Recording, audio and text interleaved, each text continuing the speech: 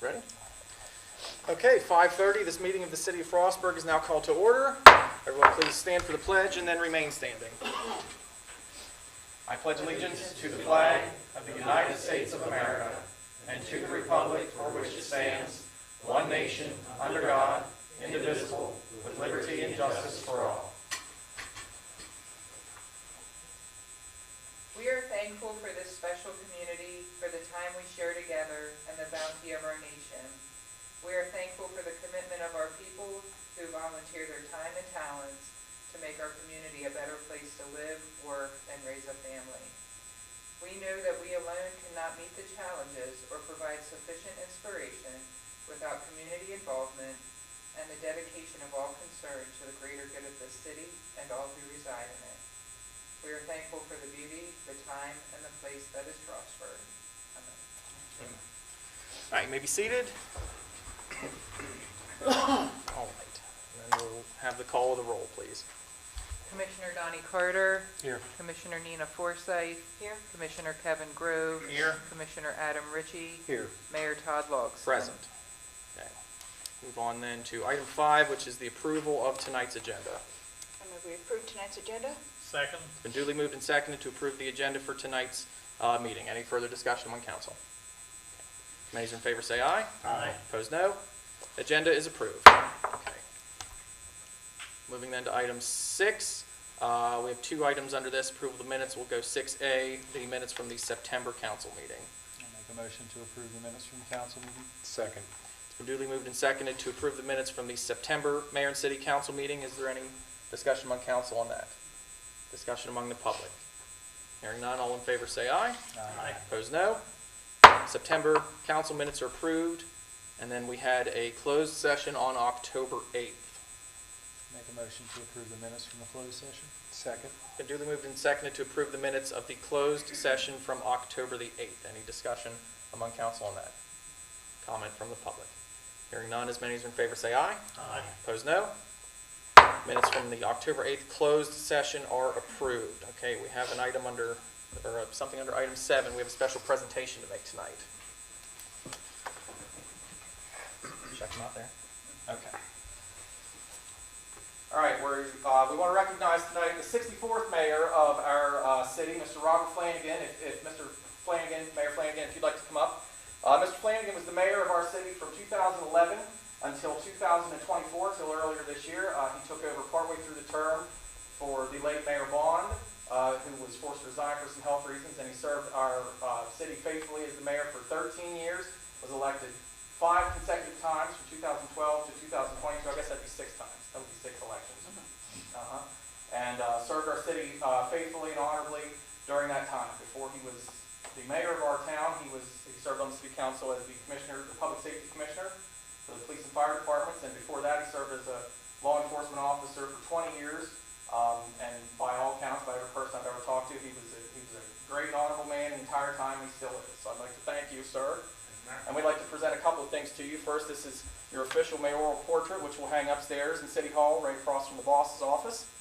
We'd like to present to you also this flag of our city, which of course you've served under for many years, so we have this for you. And a special gift, which I think you know what it is, but the public may not, if you'd like to open that gift back there.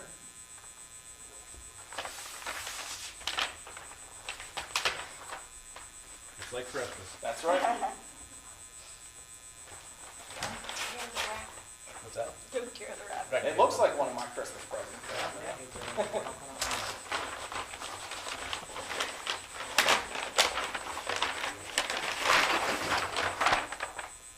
Oh, very nice. So the great seal of our city, presented again to Robert Flanagan, mayor from 2011 to 2024, public safety commissioner 2008 to 2011. So thank you again for everything that you've done. Is there anything you'd like to say? No, it's just, I want to say 35 years of service is my pleasure every minute of the day, every second of the day. I'm just very, very pleased that I left it a little better than I found it. And I'm very proud about that. And a lot of some employees are here this evening, and I appreciate that. From the administrator, John Kirby, and I came a long way, didn't we, John? I'm not sure. John always said I was going to be his last boss. He got us wrong, didn't he, John? Appreciate that, and I think so. Thank you all for compensating me. And all heads up for Crossville. Thank you. Thank you, sir. Nina, can you recycle that for me? You bet. Thank you. My pleasure. She'll wrap her Christmas present now. Don't put it past me. Maybe we'll go slightly out of order then. If there's anybody on council that has anything they'd like to say to Mayor Flanagan or about Mayor Flanagan. Or... Bob, I'd like to just thank you for your leadership, your great leadership and time and dedication to the city. I mean, most people don't realize the time and effort that you put in over all these years, and you've really been dedicated. Thank you, sir. Thank you, guys. Appreciate it. I'll echo that. You were a great mentor, great partner. We had some good times together, did some good things for the city. Appreciate that.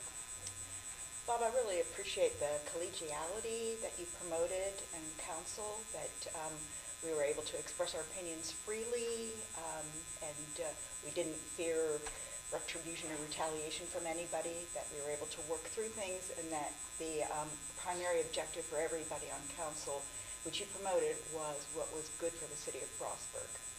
So thank you. Yeah, and I'd like to thank Bob. I probably knew him longer than anybody on the council anyway. Because you're so old. If I'm not mistaken, I think I did his background investigation for being a police officer. He worked as a dispatcher and did a good job with that before he was a police officer. And it's been a pleasure working with him on the council. Together we had a lot of years. So thanks for all your service, Bob. Thank you. Thank you all for your service. Absolutely. Just echoing what everyone said, you are correct that you left the city in better shape than you found it. And we hope to continue that tradition. We hope to keep it going. So thank you very much. I'll be back. Thank you, man. Yes, sir. All right, moving on then, item 8. So this will be the reports of the various city departments. Who wants to go first? Mrs. Jones?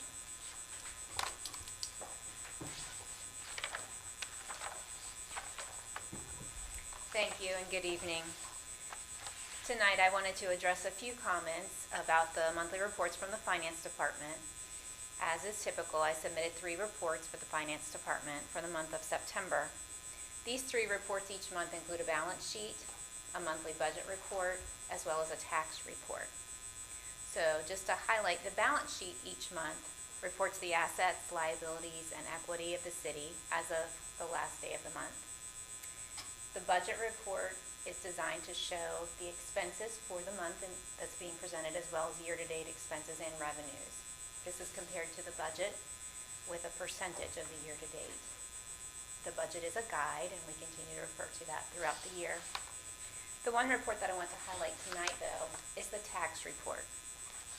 Each month, the tax report summarizes the different categories of taxes that the city bills and collects. And as September is the month of the year when the first installment of real estate taxes is due prior to interest, it is certainly a big collection month for the city. For fiscal year 2025 that we are in right now, the city billed real estate taxes totaling $2,936,643. So this exceeded the budget for real estate tax revenue, which was about $2.9 million.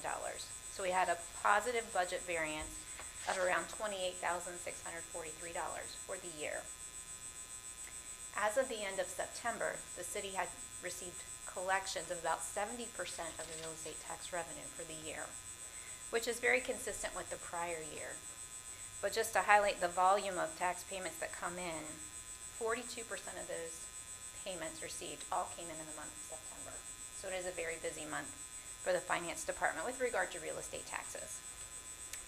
The other item I'd like to mention is during the month of September, the audit for the fiscal year, which ended June 2024, is still a key priority, and this audit is still in progress. The transition to monthly billing for all quarterly utility customers is continuing. As of this week, the transition bill with prorated surcharges for all quarterly customers will be completed.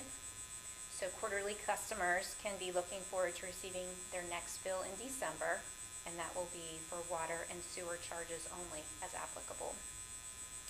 So as a cost-saving measures to the city, I continue to encourage as many customers as are willing to sign up for e-billing and ACH automatic withdrawal of payments for their utility bills.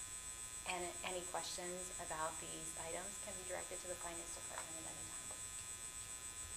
Thank you. Thank you very much. Okay, that's the Finance Department. We'll hear Community Development next. All right, good evening, Mayor and Commissioners. I've got a very brief report for you for the month of September. We had 8 code enforcement cases opened in the month of September, and we also issued 2 citations for code violations that have gone unresolved. We issued 14 permits. One of those was for a single-family home in the Sand Spring 2 subdivision. We issued a solar permit for the new child care center. And then the rest of the permits that we issued were for fences, accessory structures, driveways, things like that. And we did issue 1 chicken permit. So we now have 4 licensed chicken owners in city limits. In terms of other projects that are going on around town, renovations are proceeding at the Nickel Building and at Hill Street School. And we also have word that El Maya Mexican Restaurant is nearing the end of their I guess we would call it renovations or repairs after that fire in February of 2023. So we're hoping that they'll be back up and running by the end of the year in a fully functioning capacity. In September, we also hosted, or the Green Team hosted the first annual Pumpkin Fest in collaboration with the University of Maryland Extension Office, the Frostburg Library, Frostburg First. So it was a great collaborative partnership. Just to give you an idea of how things went with that, in the first 48 hours after posting the Facebook event, we had 888 responses, which is a pretty big deal compared to other events that I've helped organize. In the first 2 hours, we went through 150 goodie bags for the children that attended. So we definitely, and we don't have definite numbers, but we definitely think that over 200 children and their family were at the event. So that was a really great turnout for our first year. And then finally, I just wanted to note that the Edible Arboretum Committee is working diligently to wrap up our phase 2 of plantings and development over there at the Arboretum. And I'm currently working on a grant application to Sustainable Maryland's brand new Action Grants program that would support the 3rd and final phase of development over there. That would get all the rest of the plantings completed, a little bit of hardscaping, some raised beds. And then once that's all in, we can move on to programming, which I think most of the steering committee is very excited about. So I'm happy to answer any questions you may have. Otherwise, I will talk to you in a little bit. All right. Thank you very much. Mr. Lindsay.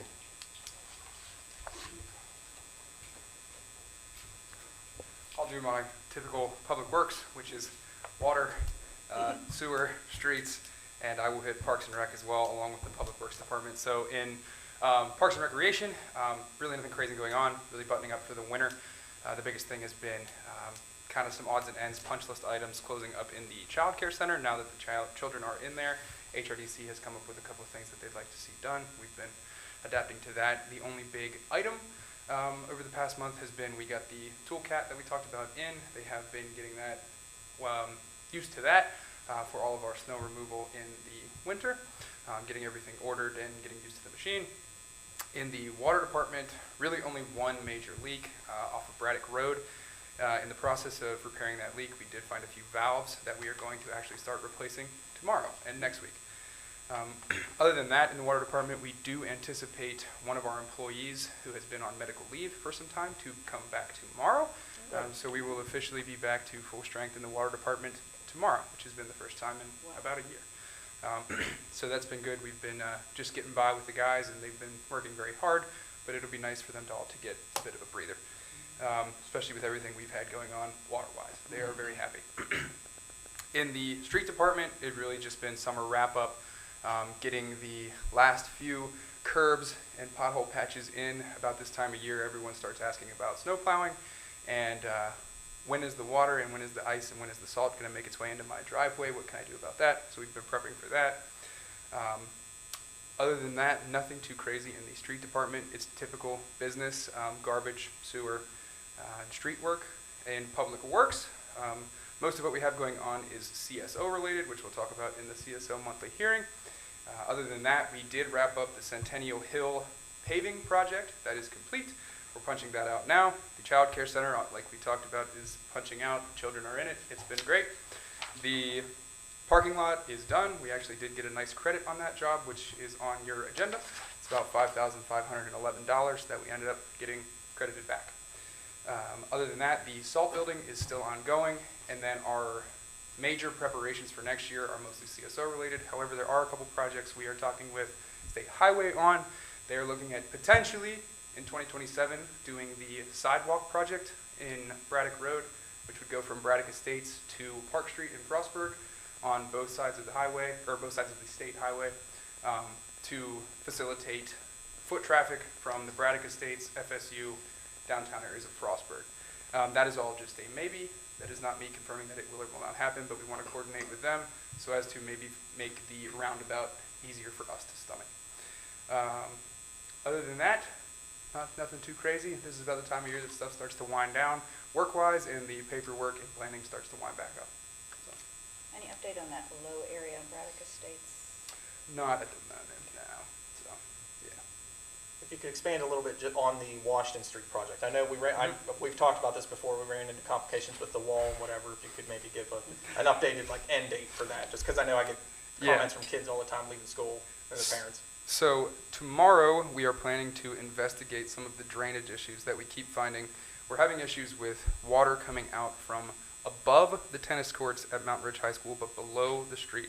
So we believe we have some dead-ended pipes that are open-ended under the street that were buried 30 years ago, that we are going to investigate tomorrow, get those tied into the street level part of the project. So that'll be our guys coordinating with Braddock Construction, who is our subcontractor for the CSO job. Once we get that done, the footer for the wall, we're hoping happens Friday/early next week. Once the footer for the wall is in, the wall goes up, the sidewalk goes in, and then we pave up to that wall. In the meantime, given that that wall is probably going to take 2.5 to 3 weeks to do now, we're going to pave the second lane of Washington, just so that in the instance that it starts snowing early, we have 2 lanes ready to go, and it's not quite as crowded getting through there in 1 lane. As far as being out of that area and done, we are hoping 3 weeks at the most. But if I were a betting man, I would say 4 to 4.5 weeks to get out of there now. Yeah. Okay. So, one headache after another. But still moving. Unexpected. Yeah. Other than that, I'm happy to answer any questions. So I'll be back up again at some point for CSO stuff. So, cool. Thanks, sir. Okay. I believe that is all the city departments with the exception of the police department. Of course, we always save that for last, so we would entertain a motion then. Make a motion to approve the mayor and commissioner report. Second. It's been duly moved and seconded to approve the reports of the various city departments. Any further discussion on that? Any comment from the public on that? Okay, hearing none, as many as are in favor say aye. Aye. Opposed, no. All right, the city department reports are approved. Okay, we are then on to item 9. So, public hearings for various ordinances that are up for second reading tonight. We'll go ordinance 2024-02. Good evening. This is the second reading of ordinance 2024-02 in reference to permitted locations for body art studios. Previously, body art studios were only permitted by special exception in a very small number of zoning districts. The Frostburg Planning Commission has recommended that body art studios be treated the same way as regular beauty salons would be, and to be principally permitted in the zones where beauty salons are permitted. So we have prepared this text amendment. You all have read it. This will be the second time this evening.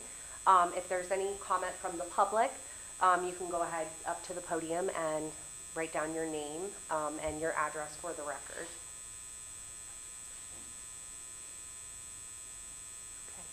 We'll move on to the next. Okay, so that concludes the public hearing then for ordinance 2024-02, moving then to 2024-03.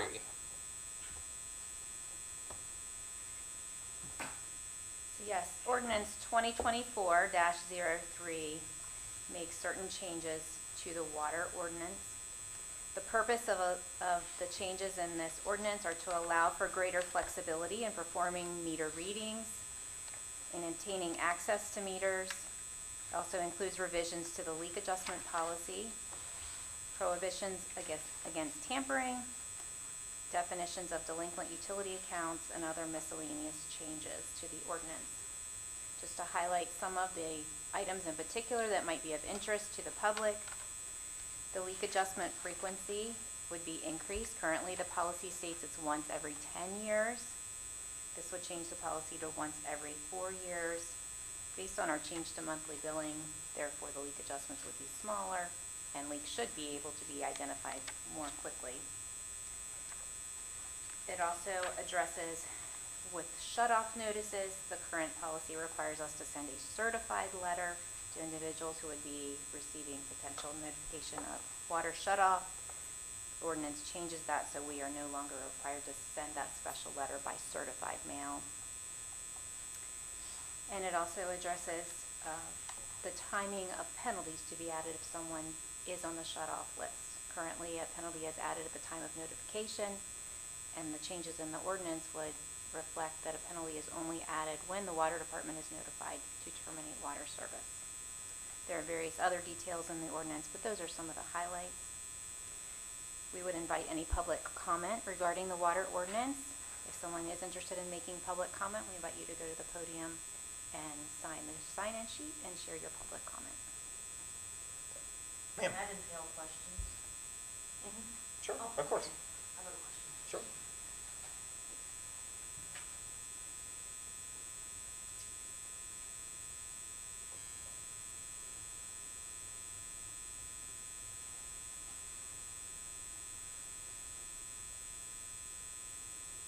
All right, and then if you could just state your name, ma'am, and then we'll be happy to hear your question. Good evening, I'm Laurel Miller, and I live on Spring Street. My question is, will enacting these policies affect Coney customers that are tied into our water? I don't believe so, because right now we're billing it. Yeah. Go ahead, Elaine. Currently, the city bills the Allegheny County for the water used by customers in Lonaconing and the Georges Creek area, and we have never had an instance where the county failed to pay their bill, so I don't foresee that being a problem. How individual customers are then billed, whether it's by the town of Lonaconing or the county, would be a matter under their jurisdiction. So in other words, then, we don't send individual bills to the customers in Lonaconing. We send one giant bill to Allegheny County, and then they disperse it however they disperse it. But we send one big bill to the county, and it gets paid. So the same restrictions that we would be under as far as if the leaks, like she was saying about the leaks, there are no restrictions for them then. All we do is get a bill that At the we present charge. time, there are no restrictions. Oh, So- Elizabeth? If a homeowner in the Georges Creek system had a leak, Allegheny County sells the water to the town of Lonaconing. So the town of Lonaconing is responsible for paying for that water. Whether or not they want to pass on a leak adjustment to their customer is their business. We're not giving them a leak adjustment. It's up to the town of Lonaconing that runs their system. We're just simply selling them bulk water. And they have to pay for every drop that they use. okay. Thank you. You're welcome. Yes, ma'am. Is there any other comment or questions or anything from the public regarding ordinance 2024-03? All right, if not, then the public comment period for ordinance 2024-03 is closed. Moving on then to ordinance 2024-04. Hello again. Ordinance 2024-04 is an ordinance to repeal and reenact the amendment section, I'm sorry, Elizabeth. 5.8 of this city code pertaining to the storage of solid waste. This establishes, as I said, exceptions for what would be considered a violation of city code. So for example, storm debris within 30 days of a storm event. If there's a hurricane, property owners would have 30 days to clean up the limbs and things like that. Construction residue and debris, 14 days after the project is completed. Fallen leaves and walnuts and things like that. And then recyclable materials that are stored in leak-proof containers. So I am happy to answer any questions from the public. If you'd like to step up to the podium and make any public comment or ask questions, I am happy to address that. Is there any public comment on ordinance 2024-04? Okay, hearing none, the public comment period then for that is closed on, again, ordinance 2024-04. Thank you. Okay, last one under this item is the regular CSO hearing.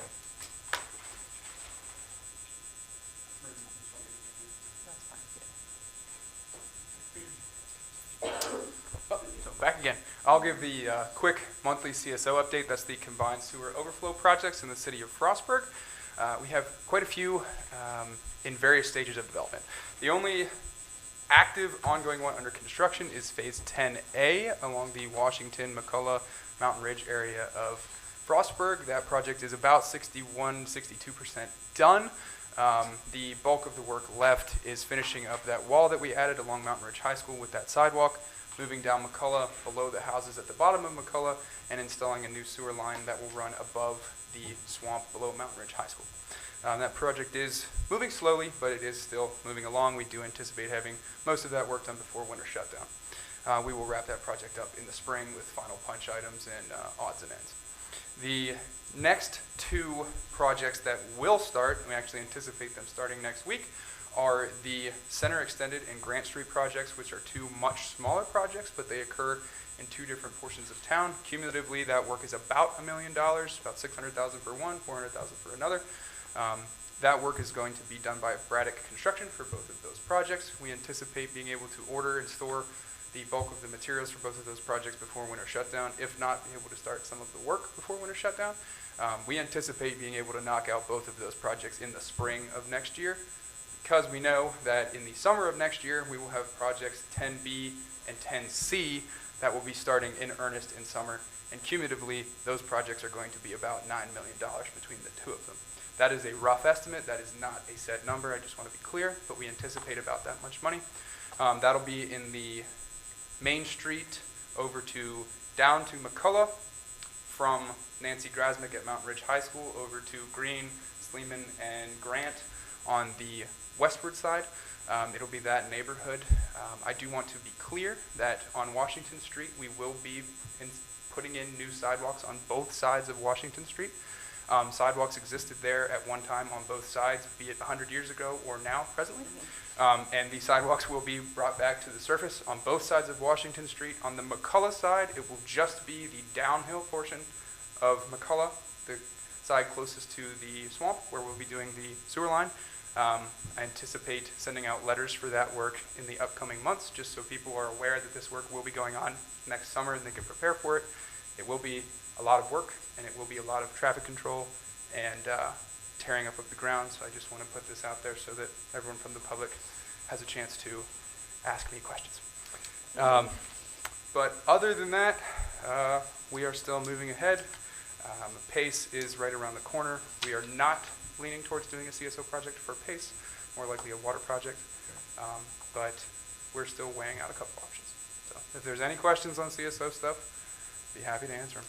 So on the McCullough Street, the sidewalk, it's not going on the side where Commissioner Grove's house is, it's Correct. the other side? Correct. Got it, okay. Across the street. You don't have to shovel. That's true. So if there's any questions, I'd be happy to answer them. If not, thank you. Thank you. All right. Moving on then, we're in item 10 on the agenda. We're under old business. So we have the three ordinances, ordinance 2024-02, 03, and 04. So, yes, Mayor, all of those ordinances, hearing the public comment that you did hear tonight, we would be looking for a motion and a second to approve those ordinances on second reading. I'll make a motion to approve ordinance 2, 3, and 4 on the second reading. Second. Okay, so the motion is to then vote together as a block on ordinances 2024-02, 03, and 04 for second reading and passage. Is there any further discussion among the council? Okay. Hearing none. All those in favor say aye. Aye. Opposed, no. Ordinances 2024-02, 03, and 04 are approved on second reading. Okay. New business then. Another one, ordinance 2024-05. Good evening again. Ordinance 2024-05 is part 2 of the Community Development Department's efforts to streamline our code enforcement practices. So you just approved ordinance 2024-04 in relation to the storage of solid waste. So 2024-05 amends the property maintenance standards by adding some definitions to clarify our language, most notably in regard to untagged vehicles. That is the code enforcement violation that we really struggle with achieving compliance more than any others. So the thought behind this was to update our language, make our ordinance more enforceable, and hopefully to get faster compliance from our residents. So I'm happy to answer any questions Do you you may want to have. highlight, the changes? Sure. Sorry. The car cover thing and. Yes, so we defined car cover. Before, the ordinance it didn't mention anything about car covers, so, folks could just throw a tarp over it. And we defined car cover to give better language and to be clearer about what the expectation is. Disabled vehicle, that's just, we added that definition, and a junk vehicle and, I'm sorry. And motor vehicle, which is a definition, we just follow the same definition that the Annotated Code of Maryland provides. We also defined the difference between public property and private property. We specified who the registered owner is. We define the unlicensed vehicle and wrecked vehicle. So there are slight differences between all of those, but those are all terms that are referenced within the ordinance. So another standard that that was added to this was the obscured public facilities, and that addresses mostly vines that grow up on telephone poles and things like, or stop signs, things like that. And then the used appliance that remains from the previous version of the ordinance.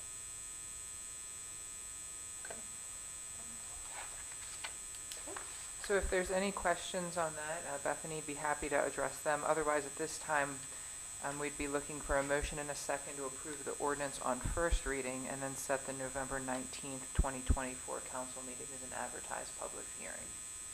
I move we approve ordinance 2024-05. Second. All right, it's been duly moved and seconded to approve ordinance 2024-05 on first reading and then to further set the date for public comment as the November 19th Mayor and City Council meeting.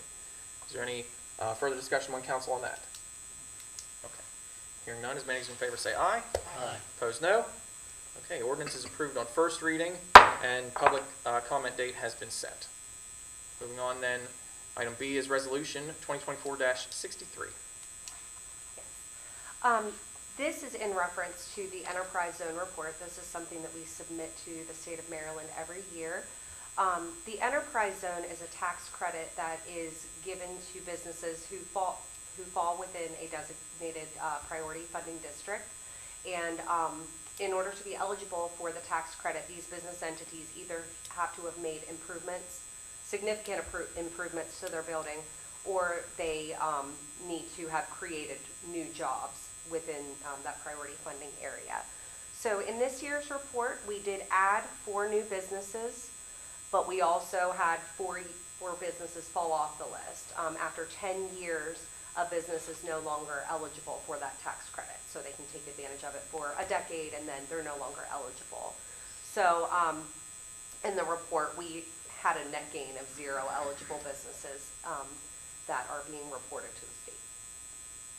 I'm happy to answer any questions you have. Otherwise, I would ask for a motion and a second to approve Resolution 2024-63. Make a motion to approve Resolution 2024-63. Second. All right, it's been duly moved and seconded to approve Resolution 2024-63. Any further discussion among council? Any comment from the public specific to the resolution? Hearing none, as many as are in favor say aye. Aye. Opposed, no. Resolution 2024-63 is approved. Okay, Resolution 2024-64. Alrighty.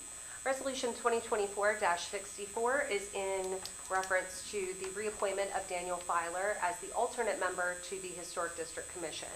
Mr. Filer has served as the alternate member for many years now.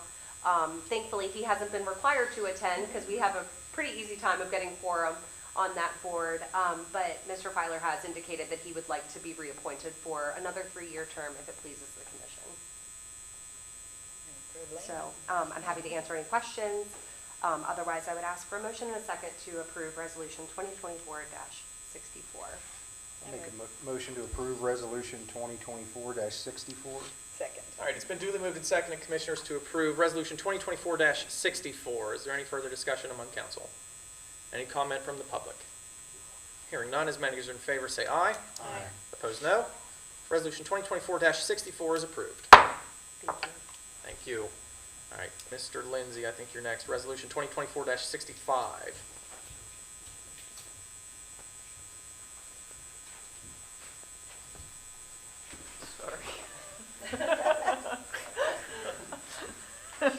Too long. He is pretty tall. Okay, so this is Resolution 2024-65, I believe. Yep. So this one is all good. This is for the change order number 4 for the Mechanic Street parking lot. This is actually a credit in the amount of $5,511.34. The reason we're getting this credit is that Belt had 4 construction entrances built in as line items on their project. They ended up only needing to do 1, kind of 1.5. So we got a credit for the materials and the labor costs for the ones they didn't put in. So if there's any questions, I'd be happy to elaborate on them, but this is a nice paycheck back in our pocket. So if there's no questions, I'd ask for a motion in a second on Resolution 2024-65. I'll make a motion to approve Resolution 2024-65. Second. All right, it's been duly moved and seconded, Commissioners, to approve Resolution 2024-65 to accept the reimbursement, or the change order, excuse me. Any further discussion among council? Any comment from the public specific to the resolution? Hearing none, as many as are in favor say aye. Aye. Opposed, no. The resolution 2024-65 is approved. Okay. Thank you. Thank you. One more, Resolution 2024-66.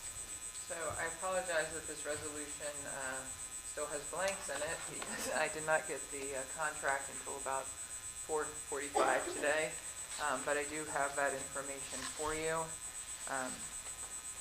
This is actually slightly better than the rates presented to you at your work session last week. So as I discussed with you, the city uses a broker to purchase electricity, just the electricity production, not the transmission of the electricity. We still have to use Potomac Edison for that. But it allows the city to lock into a fixed price over a fixed term for various reasons. And we also have been working cooperatively with Allegheny County and Livedale Sanitary Commission because of the buying power of a larger portfolio. So between the 3 entities, an 18-month term best suited all 3 entities. And the rate that has been provided today is 8.45 cents per kilowatt hour, and that is from Shell Energy. So obviously, when you sign that resolution, Mayor, it will be filled out.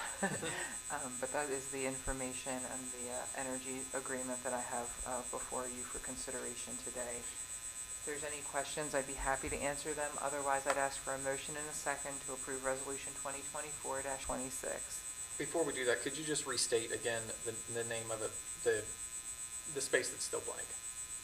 Shell Energy. That's what I thought, okay. Okay. And 8.45, Yep. that's even better than 8.49, which Yes, was it is. last week. Okay, we would entertain a motion. Make a motion to accept resolution 2024-66. Second? It's been duly moved and seconded to accept Resolution 2024-66 with the new information that's been provided at tonight's meeting. Any further discussion among council on that? Any comment from the public specific to the resolution? Hearing none, as many as are in favor say aye. Aye. Opposed, no. Resolution 2024-66 is approved. Okay. I think that's it as far as new business. Moving on then to item 12, Chief Costello, if you'd please give the report of the police department. Thank you, Mayor.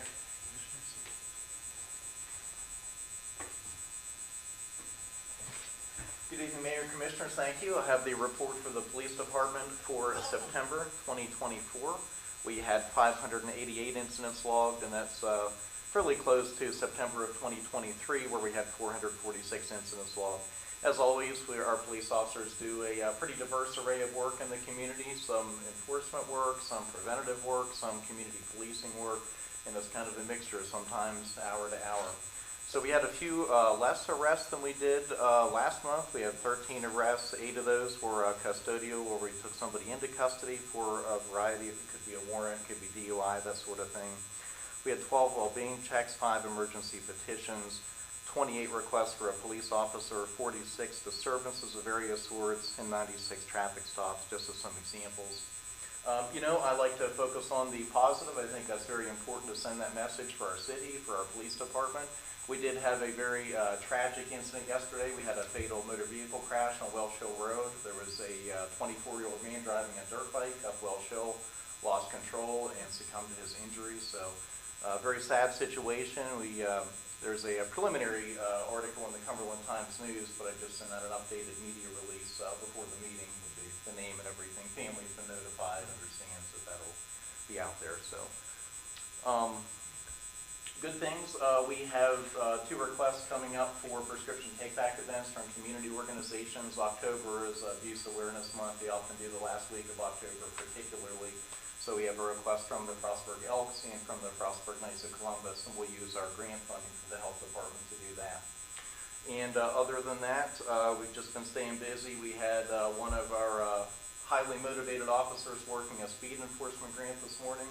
We get grant funding from the state of Maryland, the Maryland Highway Safety Office, to do specific enforcement. It's a good time of year because early in the school year, when there's heavier traffic and just an influx of folks, we tend to get a lot of, not so much complaints, but a lot of chatter on social media about speeding and that sort of thing. So it's nice to have that dedicated enforcement. Other than that, that would conclude my report unless you have any questions or would like me to elaborate further. Okay. Anything further for the chief? No. Okay. Thank you, sir. Thank you, Chief, for everything that you do. Thank you, Mayor and Commissioners. Appreciate it. If I may, I also did want to congratulate Mayor Flanagan and thank him for all of his many years of service to the city. I met him when I was a young lad, and he gave me a tour of the police station, so thank you all. You for life. Yes. All right, thank you, Chief. We certainly appreciate it. Thank you. Okay. Moving on then to item 13. This is open public comments. This is a time for Frostburg citizens or anyone in the general public to draw forward and make comments to the mayor and commissioners as they see fit. So if there's anyone here to do that, please come forward and state your name and address for the record, and we'll be certainly happy to hear whatever you say. Yes, ma'am.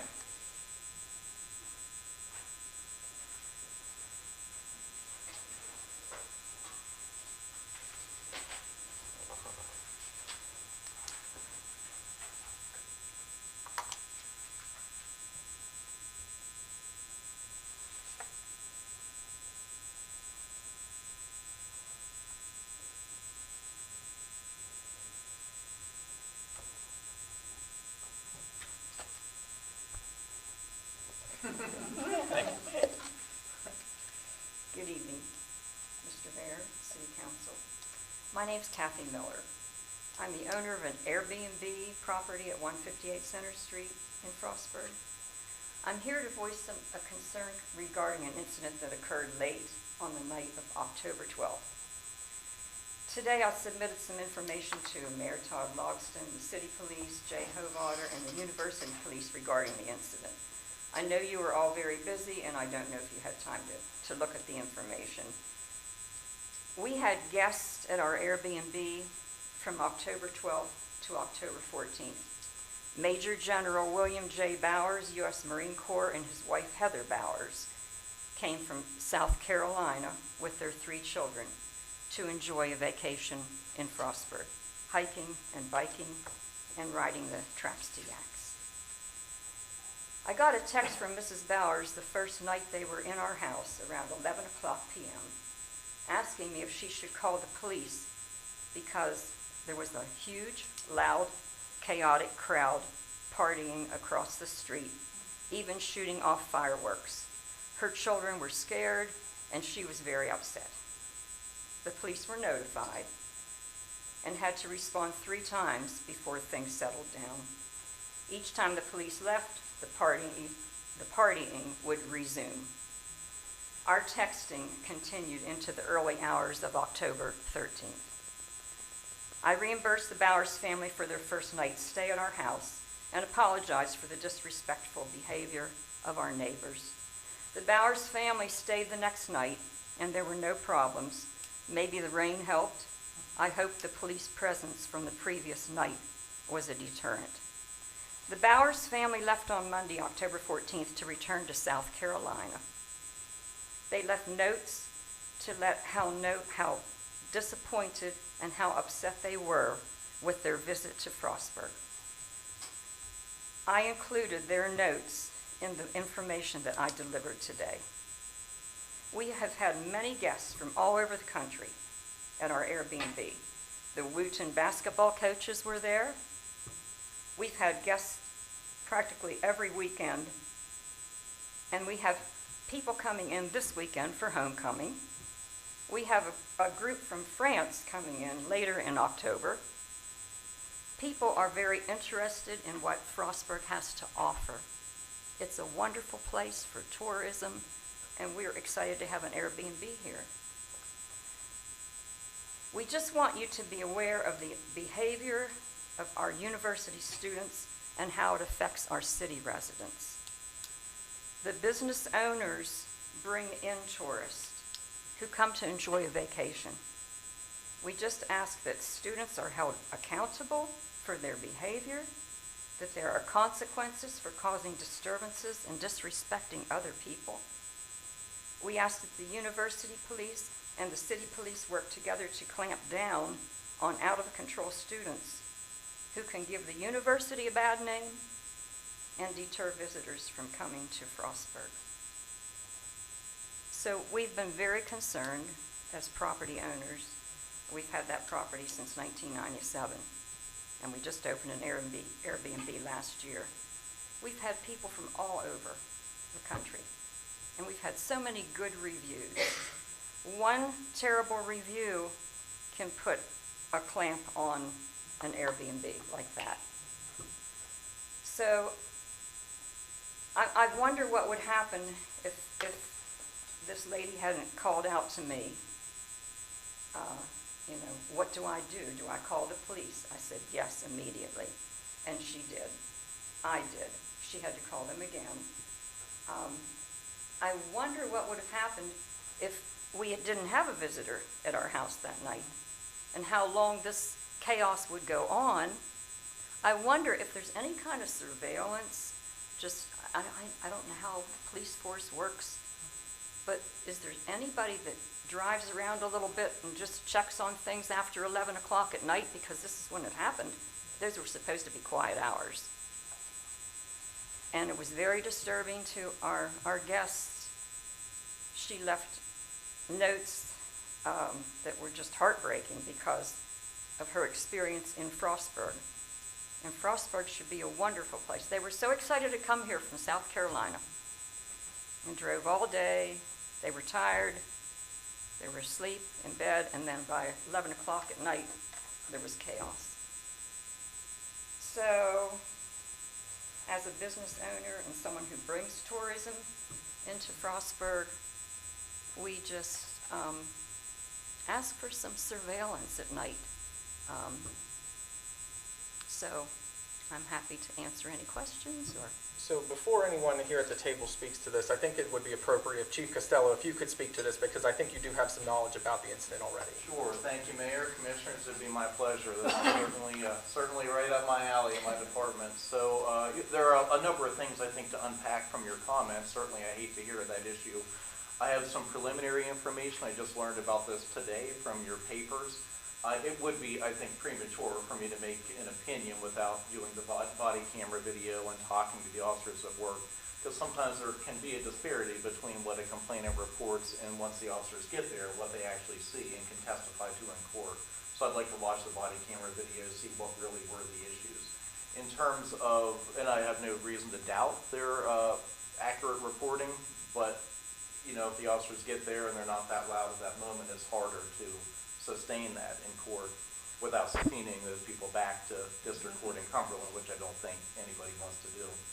So one thing with regard to conduct and enforcement is you came at a very good night because the alumni of Frostburg noise problem addressing is here.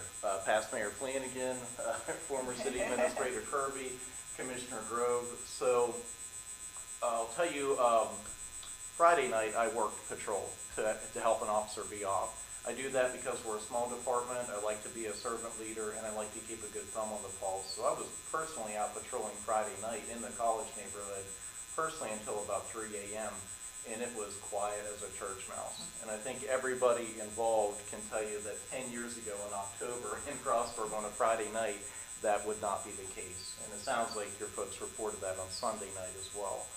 Now, with regard to Saturday night, I think the officers responded from what I can see. They believe it was addressed. Can they be given a citation later? Yes. There's nothing really in the law that says the citation has to be issued on the spot. But probably what we found to be more effective with university students, and again, assuming these are Frostburg State University students, is we have a collaboration with them where they generally review our reports. We report conduct violations to them. They send it to their student conduct office. And we have found it to be far, far more effective when the university disciplines them or calls their parents or says, you do this again, you're packing your bags and going home, when they can pay a civil ticket and hide it from their parents and nobody ever knows. And people that come to the party give them money to help contribute sometimes. So I would, I'm very sympathetic to your concern. It's very frustrating. It sounds like you've had guests in the past. Did they have those kinds of issues? No, we haven't. Good, that's good. I mean, Yes. It's very frustrating when it does happen, but I think I'm very proud. I think we're all very proud of the progress that we've made. As I said, literally 10 years ago, you would not believe what it was like on a Saturday night in October in Frostburg. So I think we've made a lot of progress, but there's always still work to be done. And I think we're at a time now where we can address these little pockets and kind of tamp them out, so to speak, before they grow. So I think the information from you, the information from your tenants is very helpful, or your renters is very helpful. Yes. I'll certainly follow up, review the body camera. I know the officers got names of tenants that they put in the reports, and we will talk to the university administration about that and see if they'll follow up with them. They will follow up with them, but see what teeth they have based on what the body camera shows and what the substantive facts really are. So, Did the university police also show up for the incident? I don't know offhand. I spoke briefly to Corporal Cook before the meeting, but it wasn't enough time to get into the detail. One of the things, though, incidentally, this came up a few weeks ago on another issue. I've seen this to be an issue. There are some gaps, I think, in our city noise ordinance that I would personally like to see improved.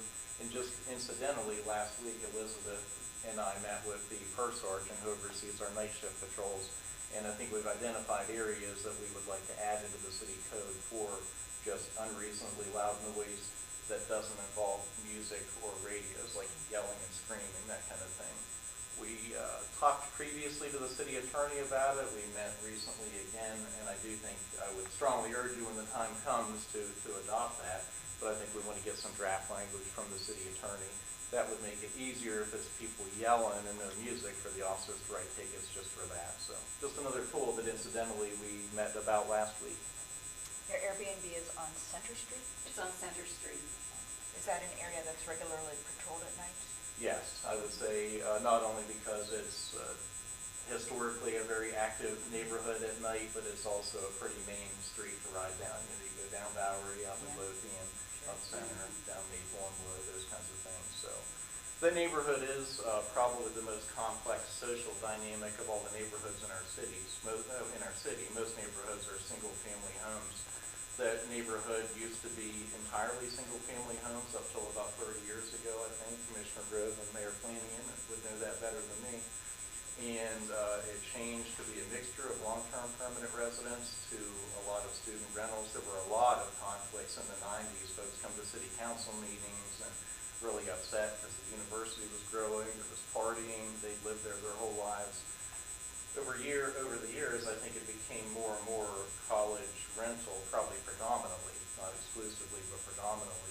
Now it's less college rental and more single family moving in, some university students, and now I know there's an Airbnb and some things like that mixed in too. So that is probably the most mixed social neighborhood I think there is, with different purposes of housing. So there's potentially some tension there, but the partiers and the loud noise, that's wrong. That shouldn't be. And I think too, Mrs. Miller, you expressed this in your comments where you said that, you know, assuming for a moment, well, not for sure, but assuming for a moment that it is university students, the vast majority of the students at the university, 98% of the students, are assets to our town in multiple ways, and we certainly want to keep that. But the way to do that is to make sure that those who are not complying with the norms and with what the expectations that they are doing so. I think I agree with that. You know, they give a bad name to Right, college. right. I mean, these people are from South Carolina, they're military people, and they were so excited about coming, and their comments were heartbreaking. Sure. Because, you know, we love the area, and we love what we're doing, and we've had so many good comments from people that come here. And one bad experience can be hurtful. Certainly. Yeah. So if we could then, maybe if you could give Chief Costello just a few days to review the camera footage, whatever, and see what, and then he'll be happy to get back to you with an update on what has been done. We can certainly do that. Thank you. Yes, ma'am. Yep, absolutely. Thank you, Mayor. Thank you, Chief. All right. Is there any other further public comment? Anything from the public on anything? Yes, ma'am. I would like to speak. If you could, yes, please. Just state your name one more time. Sure. Hi, I'm Laurel Miller, and I primarily came tonight because of Mr. Logston's dialogue in the Cumberland Times News. I just have a lot of questions. I'm just going to read through them, and then I'll read through them again, one by one. I wanted to know what needs to be decided by the end of December regarding water service to Georges Creek area. Will Allegheny County continue to be billed and pay for Frostburg water? Who will be financially responsible for system maintenance? How much will Piney Reservoir be taxed as a source? Were we in dire straits during the summer's drought? And if Georges Creek continues to be supplied without an agreement, should we be concerned about water rights being grandfathered in? Okay. So if you said you wanted to start with the first question again? Yes. Okay. That one was, what needs to be decided by the end of December regarding water rights to Georges Creek area? Okay, so I'll answer that, and then Commissioner Forsyth, if you feel free to. We have set a deadline to the town of Lonaconing for December 31st at the end of this year for them to meet with us to negotiate the terms of a water service agreement. It is our opinion at present, because they are not back on their own water system, it is our opinion that it's unlikely that they're going to be on their own water system by that time. So given that that is the case, and given that they've already been on our water system for nearly 2 years, we want, for our benefit and for the benefit of their water customers, to have a legal agreement in place. Right now, there is no legal agreement. We're supplying water still technically under an emergency provision. There is no arrangement of any kind. So we have asked them by the end of this year to come to the table with us to make an agreement. Commissioner. So that there are two types of agreements that that are possible. One is for us to be their water supplier for the foreseeable future, in which case it would really help provide for stable rates. You know, we would know how much water they would need based on their past water usage. We would know what kind of adjustments would need to be made, especially like for the drying beds, which had been, the pace of the way they were filled up and had to be emptied really picked up during this time. So it would help us to plan for that. The other type of agreement would be as their emergency backup, which means that in times of need, whether it's another water breakage or, a water, like a violation or a water breakage or something like that, we would then be their supplier. And that's a trickier one because we wouldn't know when that would happen. We wouldn't know how much they would need, which means in order to make our own plans, we would have to reserve some water just in case that we wouldn't be able to use, but it would be held just in case, which would require a different type of planning. But for either case, we would need a legally binding agreement so that both parties know, and for our benefit, it would really help us know what kind of investments to make. And things such as physical upgrades to the plant, additional pump infrastructure, the mechanisms that are needed to get the water from up the mountain down to here, what's going to happen at the filtration plant. If the long-term scenario is that the town of Lonaconing, or that the Georges Creek customers are on our water system, we have the capacity for that, but we need to be able to make physical improvements to the plant to ensure that it will be operational. If they're not on our system, then maybe some of those improvements and expansions wouldn't be needed. So that's the purpose of the legal agreement. May I ask who will be financially responsible for the improvements? So that's part of what the negotiation is of. That's part of what we're hoping to have them come to the table and figure out with us. So there's going to be two agreements drawn up, one? Well, not necessarily. We want them to make a decision about where they're going so we know which of the two agreements we would need. Okay. Well, Elizabeth has something to add to that, oh, sure. Thank you.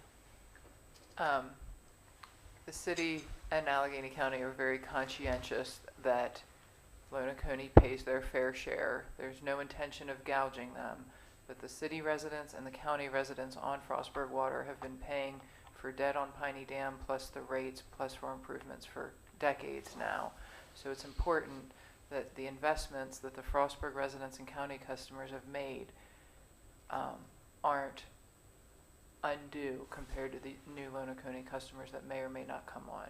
So coming up with those financial things is yet to be determined because we don't have clear indication from Lonaconee what their intentions are, but it's something that we're very conscientious of, that the Frostburg and county customers aren't burdened because of Lonaconee or Lonaconee has to pay their fair share. Okay. If upgrades happen at Piney Reservoir, is that going to affect the quality of anyone's water? I know you don't know the unknown, but would they be considering digging that deeper or anything like that in any of the agreements? Not that I'm aware of, Okay. no. And then to answer the next part of your, I'm sorry, continue. I was just going to say, will Allegheny County continue to be billed and have to pay? And she said yes. So, yeah, that's They'll have the to arrangement we have right now. We send one bill to Allegheny County for all of Lonaconing's water, and then where it goes from there, you'd have to ask them. It goes through county lines to get to Okay. county. During our drought this past summer, were we in dire straits? No. As far as the... Absolutely not. And I can, Mr. Lindsay, if you'd like to confirm, I know there were lots of photographs on social media. There was lots of stuff. It looked really bad, and I'm not downplaying that at all. I mean, you went to the dam, and there were lots of dry areas, mud and dead fish laying around in sort of the shallow areas. It looked really bad. And we certainly were at a low point, the lowest point we've been in decades, but absolutely at no point were we in danger of running out of water. Mr. Lindsay, if you'd like to give some numbers. Yeah, no, I'll just parrot that too. We were not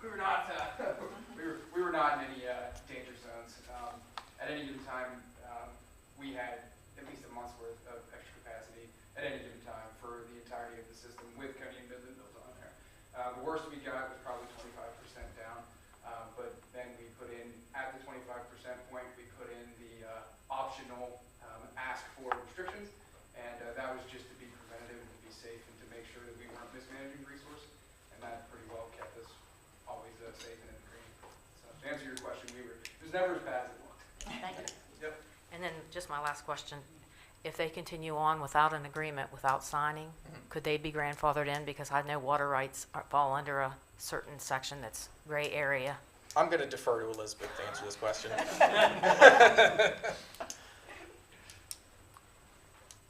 If there's no agreement achieved by the end of the year, I think the mayor and council are far more concerned about the 4,000 residents of the Georges Creek system and them having potable water than the politics of reaching an agreement with the town of Lonacone.